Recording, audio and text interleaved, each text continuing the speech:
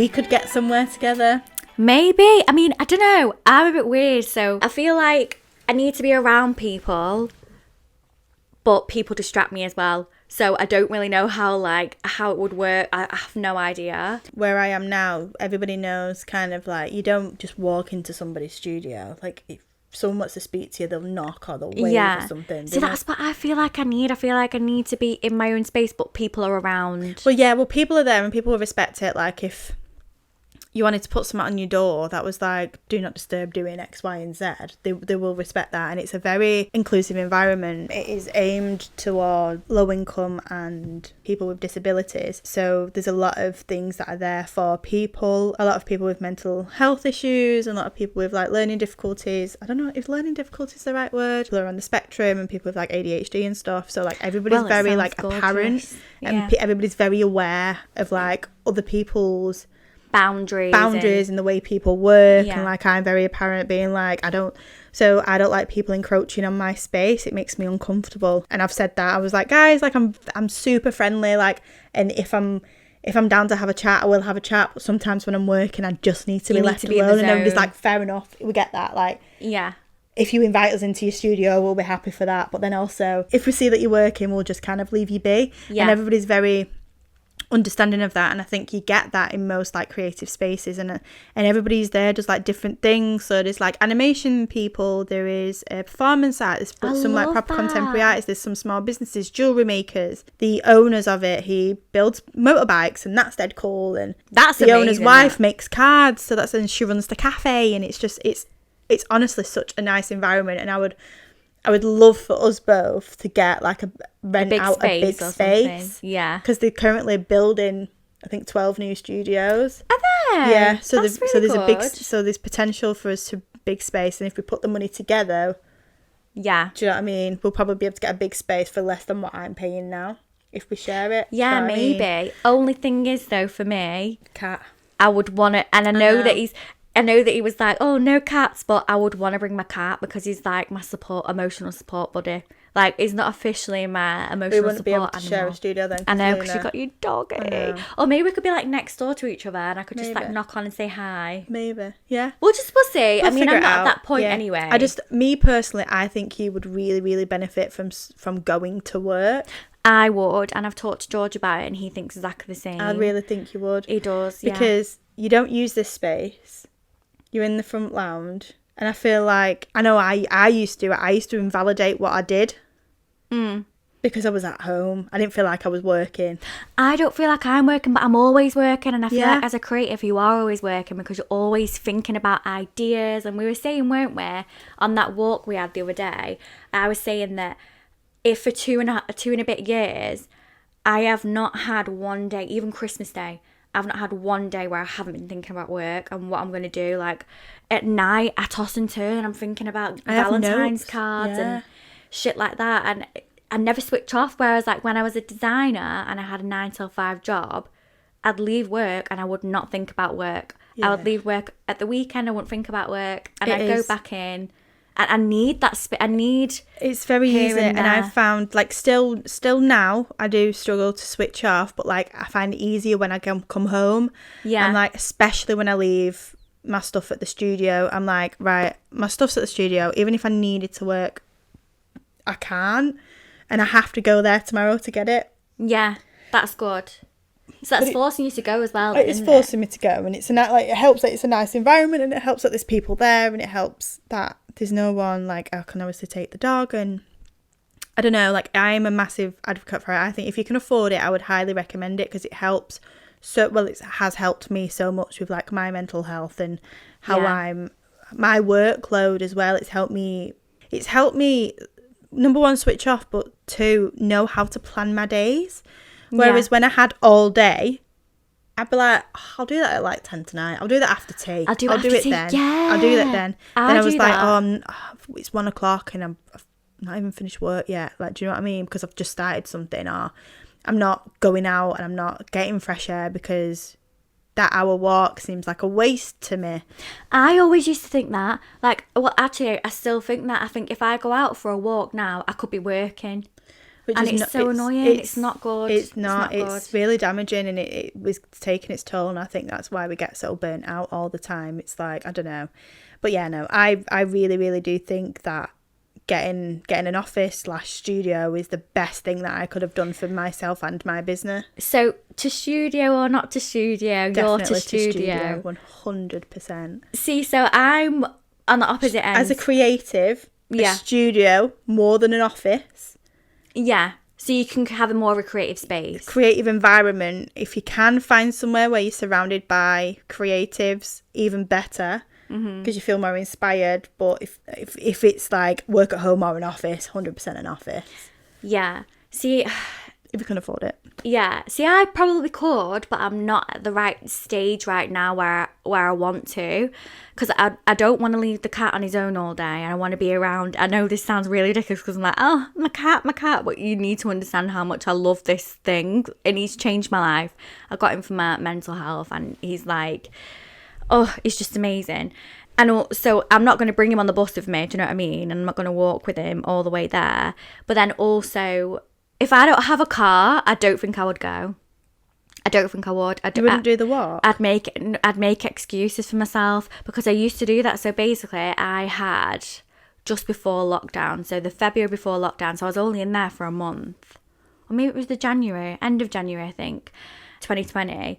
I had a co-working space, which was really great, like amazing. And I did feel in the zone, and I left work there, if that makes sense. Yeah. Still brought my laptop home with me just for security reasons. But it was, how many people were in there? I feel like maybe there was about 20 spaces, and everyone was just around each other, and I felt like I was working with work friends. Yeah. Does that make sense? So like I had someone who sat next to me, someone who sat opposite me, all that. But I became like really anxious.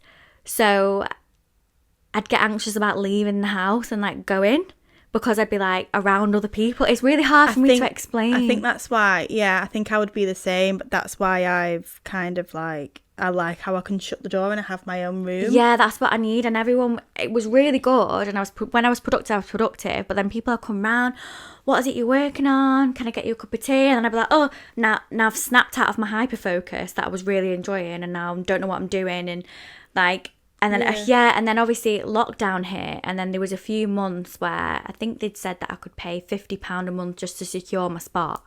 For a year, I was paying £50 a month, and I wasn't going. So there was a point where I could go, and I went a few days, but then I felt like, even though they weren't, I felt like I was being judged. So if I got there at like 11 o'clock in the morning, and they've all been there since like 8:30, 9, I'd feel really judged, even though they weren't judging me.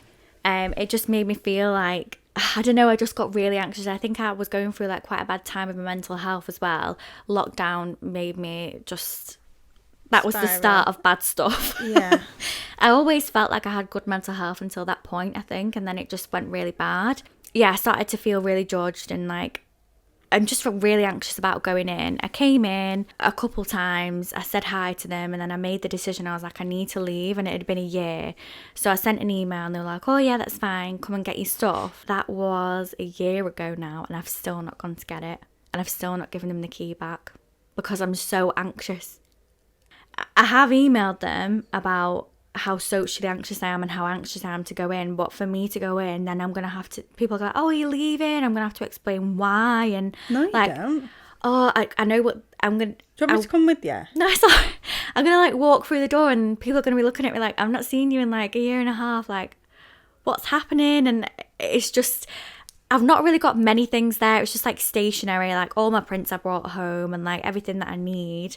But I mean, my degree's there. Oh yeah.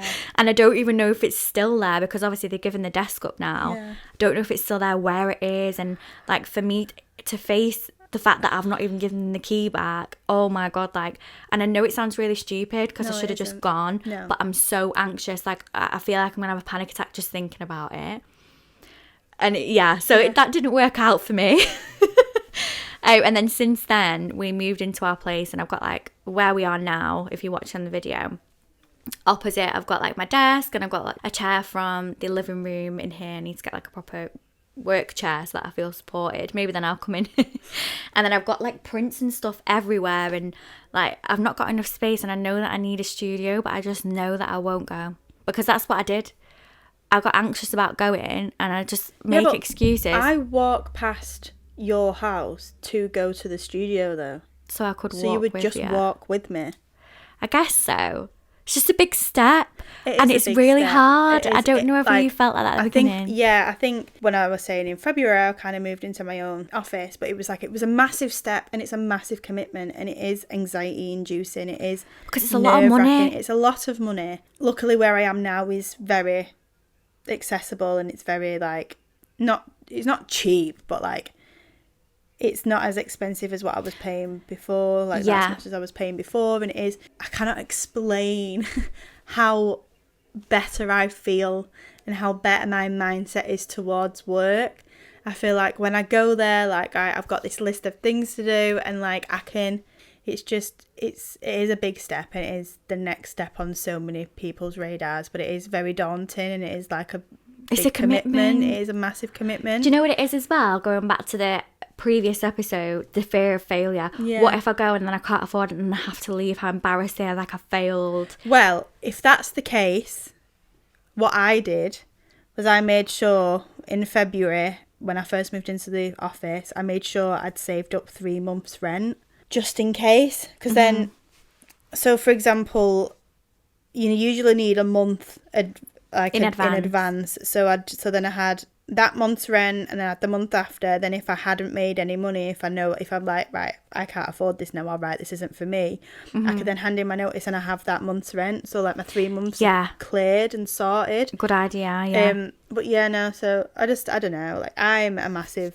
advocate for getting your own space. It helps with, especially like a creative space, it helps with like just creativity, and it helps to be able to help the work-life balance be a lot better. And I don't know, that is what I need. I need a work-life balance, because I sit there and I think, oh, I need to put the wash on, I need to... Yeah, well that's it, that's what I do when I'm working from home. I end up tidying the bedroom, or I end up doing stuff like that. It's still work. It's still work, and it's house jobs. And I think as well, like I was invalidating, like I said before, like I was invalidating myself. I was like, but Max get home from work, and I don't want him to get home from work to a dirty house. So like, I don't want to look like a slob that I've just been sat on the sofa all day not doing anything. But I am working. I promise I'm working. Yeah. Whereas now I feel like I've got more authority to be like, no, I'm working. I'm at work.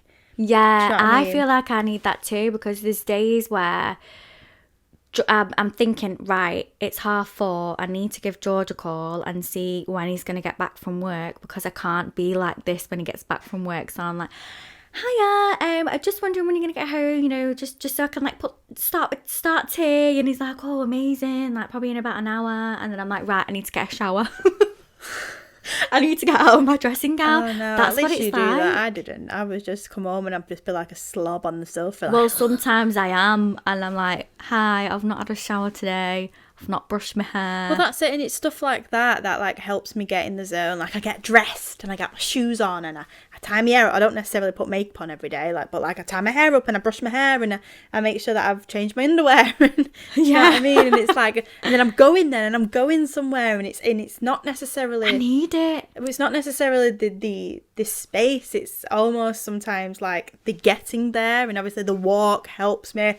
I kind of just let everything flush out my mind and never really listen to music or anything like that. I'm usually just walking with Luna and just chilling, and it's nice, and it's far away from home that I can't nip home. Do you know what I mean? Because by the time I've walked an hour and a half there, I don't want to walk an hour and a half back, so I'll wait until Max comes and picks me up. So I have to stay at the studio.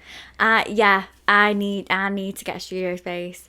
But actually, in my mind, I'm like, no, I can't get a studio space till I've got a car so I can get there. No. But then maybe I'm just making excuses for myself. Because I know that I would be more productive there and I'd make more money. Yeah. So I need to just do it. That's what I've done. Yeah, just and there's so much more to document as well for like social media and stuff, and there's more like I have my own space, so when I'm doing reels and stuff, I can like set up everything. And obviously I know that you can do it here, but I don't know. For me it helps. For me it really does help, and it's not for everybody, but for me it is. I think I'm gonna do it. Do you know what? rewind to episode 2, I'm gonna add this to my goals. So if at the end of December or whatever we decide, let's look back on our goals that episode, we're gonna add this in. I'm gonna get a studio space. Yeah. I'm gonna get a studio space and it's gonna be amazing. I'm gonna paint murals on it. Well, that's it. You can. And there'll be a window. Do a window display on it. Yeah. And like, yeah, I'm gonna do it. George has been saying to me, Laura, you need to get a studio space. And now I'm like, yeah, George, I do. You do. Yeah. You do need to get a studio space. You're right. I think you'll really benefit from it. Like me personally, I think that you will. I'm not just saying that. See, you don't have to come to the one that I'm at. I'm just saying for you, I really do think you'll benefit from it. But I think I know as well. Structure. It's the structure, yeah. I know that I'll benefit from it. There, if you do come to this one, you have got me. So it's like kind of eliminates that. See, maybe I could give him a call and say, look, I've got a cat. It's amazing. I know you don't like cats and alligators. Yeah, I really don't know if he'd do cats, to be honest, now. I wouldn't let the cat out. I'd bring him in his little backpack and I would sit him in there. And it is so good, like we took him away. I know this sounds really stupid, like, oh my God, what the fuck is she going on about? She wants to take a cat to work with her. But he's my child. I can't leave him alone all day. And that's one of the things. I got him because I was like, oh, I work from home so he can stay with me. And now, because he's like a house cat, I can't leave him 10 hours however long I'm going a day. Do you know what I mean? And like, I'm going to be doing the markets at the weekend still. He's just going to be sat on here on his own. And it's not as if I can get a friend for him because he's got these bloody viruses he'll pass on to the friend. And then the friend will get a gammy eye as well. But, yeah, I get where you're coming from. Yeah. But you can always do shorter days. Do you know what I mean? Yeah. I'll figure it out. I've got time to figure it out. Obviously, we'll take you on this journey with us. Well, yeah, we'll see. We'll see what happens. Yeah.